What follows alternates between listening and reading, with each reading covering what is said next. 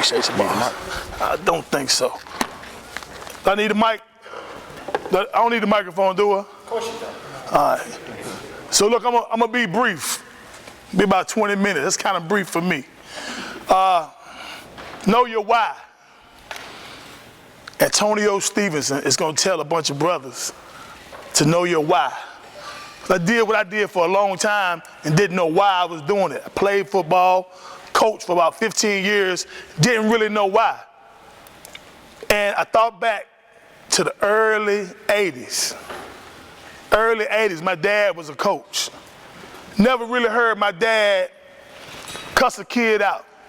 Never really heard my dad say something to a child that he regretted. I did hear my dad get into it with a referee before. I heard my father say some things to a ref that I refuse to repeat. But I want you to know this. Everything you say to these kids, they're gonna remember. I don't mean next week. I'm 47. I remember everything my coach said to me, good and bad. And I make sure I don't pass that to the next child. I make sure I don't repeat some of the things that my coach said to me.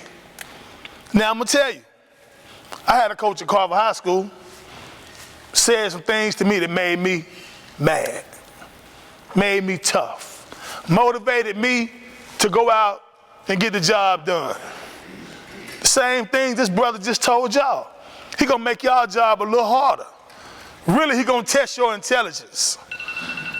He gonna test your why. He wanna know, are you out here just to win, or are you out here to help a child get to the next level? Everything you say is gonna be impactful. Everything you say to a child, he's gonna remember. He may even go home and say, Mom, he cussed me out good today.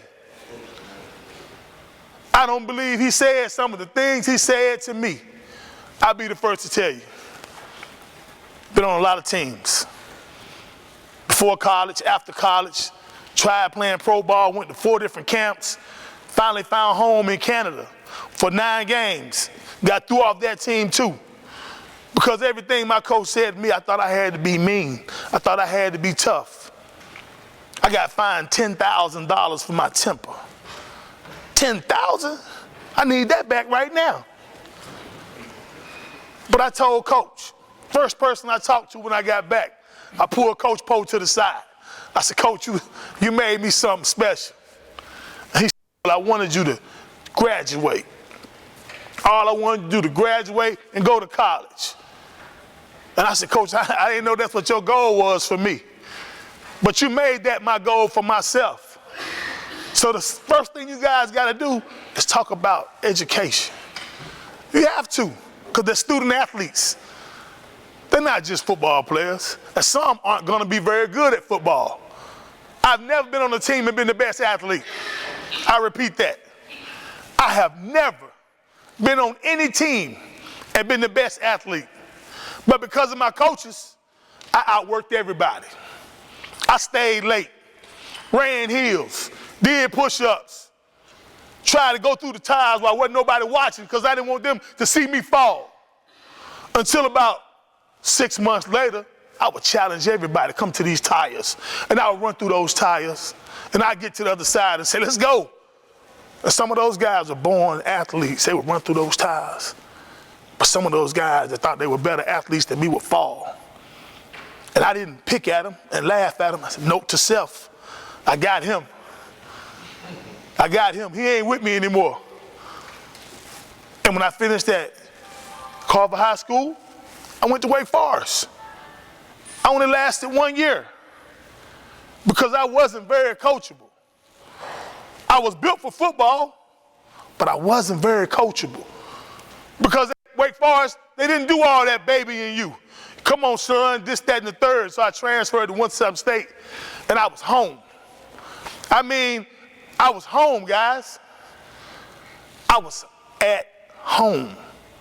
I remember in practice one day, I told Rodney McCoy, I said, Coach, put your mouthpiece in. He said, what? He had the mouthpiece stuck on top of his helmet. He said, man, you better do your job. That was the Rock of Gibraltar. If I can hit Rodney, I won. Bam! In practice. We both went down. He reached down and helped me up. I mean, he got on his feet faster than me. I smacked his hand out the way. And Coach Rich said, practice over. Everybody up the hill. 1 week later, my other hero, Richard Daniels, faked like he was going outside, came inside. You know what we call that? That's the hey, how you doing moment. Because he had his feet together. Mine was going this other way. Put his helmet in my chest. And I held on for dear life. That's what Mr. Ref talking about. Take your coaching to another level. Know your why. I've been ran over.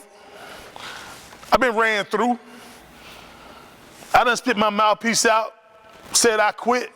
Nobody knows about it because it stayed on the field. And I made sure I gave the other team 10 times more damage than that. But what got me into the Hall of Fame was my teammates. What got me into the Carver Hall of Fame? My teammates, my coaches.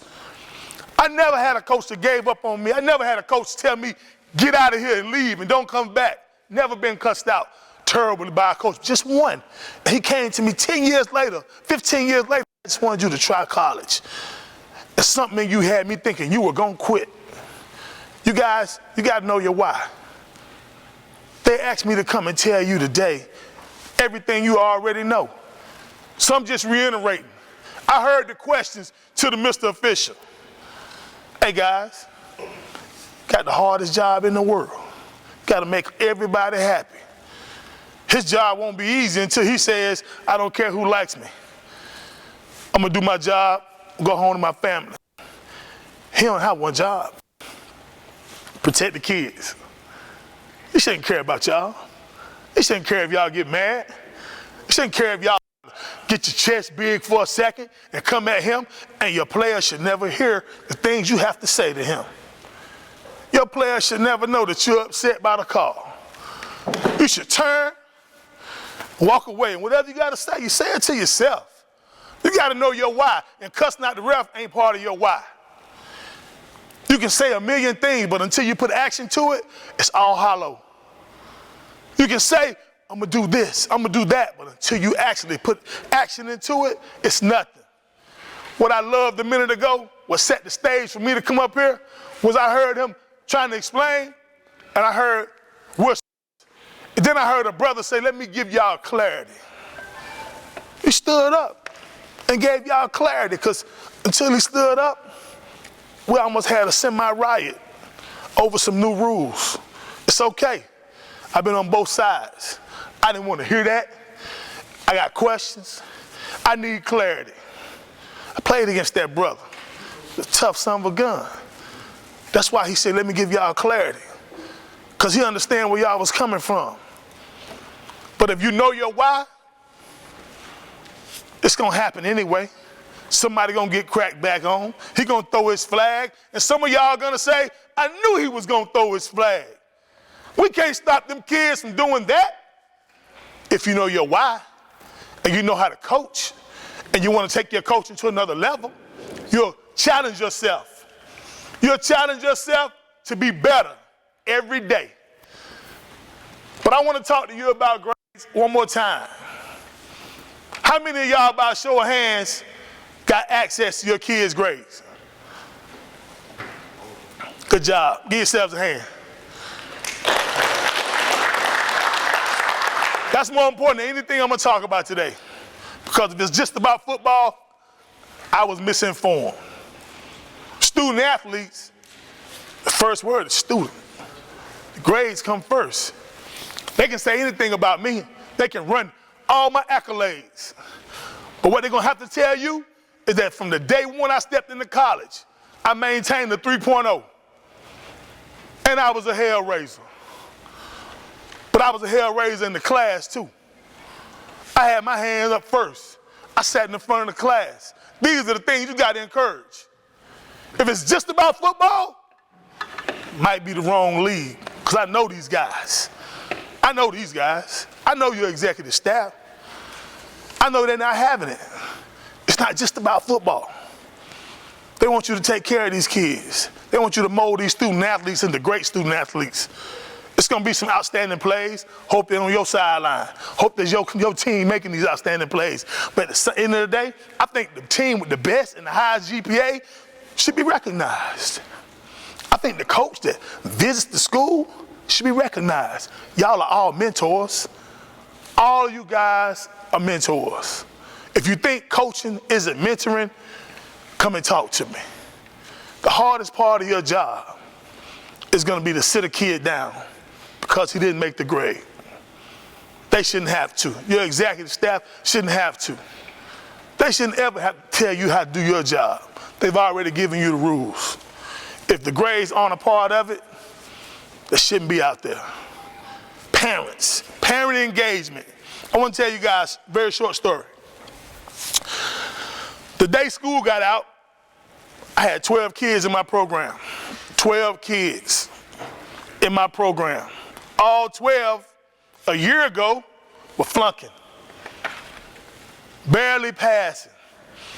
And to me, a 2.0 is struggling. To me. But all 12 of my kids were below 2.0. That's why they got in my program. None of them had fathers. None. So I'm at the PTA meetings. I'm at parent-teacher conference. And I'm at the school. I'm walking in classrooms, guys. I'm walking in the classroom because I want to know if he's paying attention. When you all let them play, that's a reward. To be able to hang out with the other kids, that's a reward. So, I'm going to be that guy. I'm going to be that guy not so many people like. Not very favorable walking in the classroom, sitting down with the kids, because teachers say, is he watching me? Is he questioning my teaching? Or is he checking the kids? I'm just checking the kids, making sure this guy is awake. I'm at 2 schools, taking breakfast twice a week, and after school lunch for tutoring once a week. Well, end of the school year, my 12 kids, only 10 passed. And of the 10 that passed, 3 of those kids had an F and a D. So all these college visits we put together, Carol wins in a few weeks, some of my kids had to miss it. I had a parent jump on me, literally get in my face, fingers in my face. And it's the new me. I can handle that. It's the new me. The old me couldn't handle that. But I want y'all to know something. You're Carol wins. You're the reward. Hang out with y'all, all positive. I did a camp a few weeks ago. Stand up, Jabbar. Stand up. Get this guy a hand.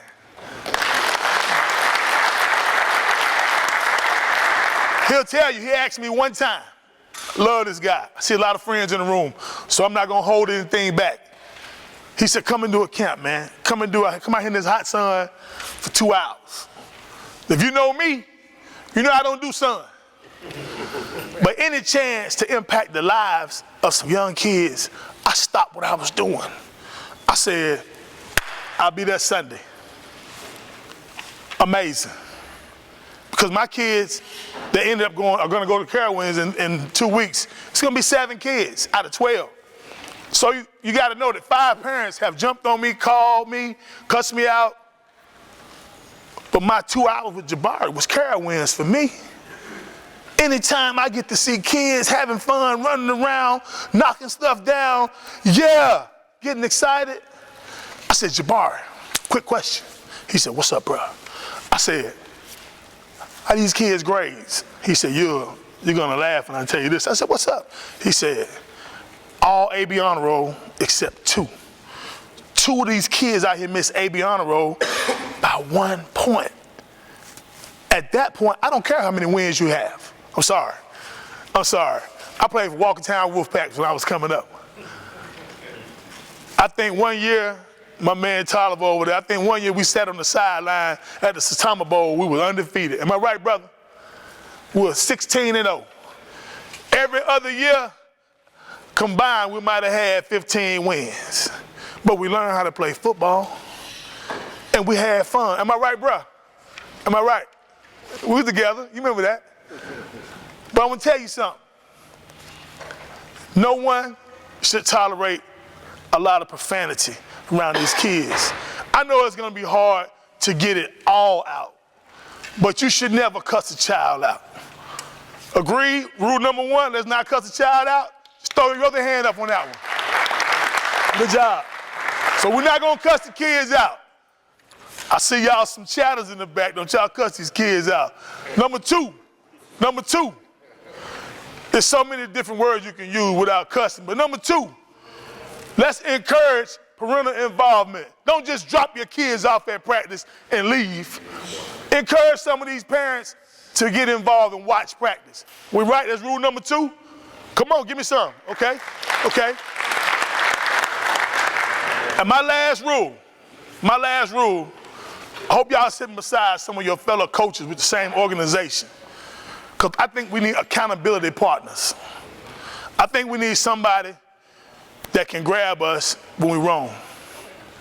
I think we need somebody that can grab us when we're saying some of the wrong things, about to do some of the wrong things. Now, 1, 2, 3, 4, 5, 6, 7, 8, there's probably about 15 of y'all in here that I know love me enough to grab me if I'm about to do something wrong, right? There's at least 20 of y'all in here that tiny love me enough, be wrong, I can grab them. I think each team needs that. Now I know Rodney, I do. I love this guy. This guy's my brother. I don't want him to take any of you guys' jobs, but I know he'll do it. That's why you're here today. So you can't say, you didn't tell me that. If he hasn't told you guys yet, if you embarrass the league, he's going to fire you. He's going to replace you. He's going to go to your team official and say, this guy or this young lady has to go. Now, I want to be real with you. I ain't lose but 3 fights in high school. And they were all in the 9th grade. And the first one was to Rodney. And I told Rodney, I said, you know what, man, you ain't gonna put your hands on me. He said, you right, just go that way. I said, I ain't going nowhere. He the same way today. And I know he ain't gonna put his hands on none of y'all, but I know he'll fire you. And I want you guys to know something. As grown men, taking my job is worse than putting your hands on me. Because these kids depend on some of y'all. So be very, very careful what you say and what you do, and don't forget who you represent. Very last and very not least, I want you guys to understand something. Football been around before all of us. And it's sacred. It's sacred. The last thing you can do is afford to embarrass your family. Are we on the same page? I want to keep it real with you. I've embarrassed my family, and it took years and years to get over it. But every time I think about football, I think about Sid Pulliam, Jim Bovender, Alfred Poe, Pete Richardson, Kermit Blunt, Ross Forchie, all these coaches that gave me a chance when my own city wouldn't give me a job doing anything but a garbage man. My first job coming back to this city as a Winston-Salem State graduate was a garbage man because people thought I couldn't change. I want you guys to know that some of these kids are going to remember everything you say 30, 40 years later. Understand that? I didn't want to hit you in the heart, but I wanted to touch your soul and let you know that you got the hardest job in the world. Because some of these kids don't have fathers. Some of these kids look at you as daddy. I'm not putting that on you. I'm not giving you that title. But I'm letting you know, some of these kids, you're the only daddy they got. You're the only father figure they have. That hurts. We can laugh, have a good time, and joke a little bit, but if you're the father figure, you the daddy, do you want them to remember you cussing them out because they missed a tackle? because they fumbled the ball. Y'all got to love them up. I learned this from Richard Daniels. However much effort you put into breaking it down, triple it when you love them up. You triple it. Because I coached Richard's son. Right before halftime, he got beat going deep. And I'm a linebacker coach. I went over to Richard. I said, man, what were you doing? What was you thinking about? Were you looking in the stands? He said, Coach, let me tell you what happened. I said, it's no excuse. I don't want to hear it. I don't want to hear that. And he looked at me. Out of all the coaches, he looked at me. I've been in his life since a little boy. I let him down at that point. And he went out there, third quarter, toss sweep, 3rd and 1. We just needed 1 yard, 70 yard, touchdown. Came back, played defense, picked it off, interception, to the house, touchdown. And everybody out there giving him high five. He came to me, he said, chest bump, chest bump. I said, I felt so terrible because at halftime, I broke him down. I never got a chance to love him back up. So that was the point in time in my life when I said, I'm not fit to be a coach. I may not be fit to even talk to coaches. But at the end of the season, he came to me, he said, you made me a better player. I didn't cuss him. I didn't call him out of his name. But he came to me and said, we lost in the state championship. We lost by 1 touchdown. He came to me, he said, Coach, I'll never forget you made me a better athlete and a better player and a better person. That's your goal. That's your goal for these upcoming student athletes, to make them a better person, a better player, and a better student. That's your job. That's my time. Thank you for having me.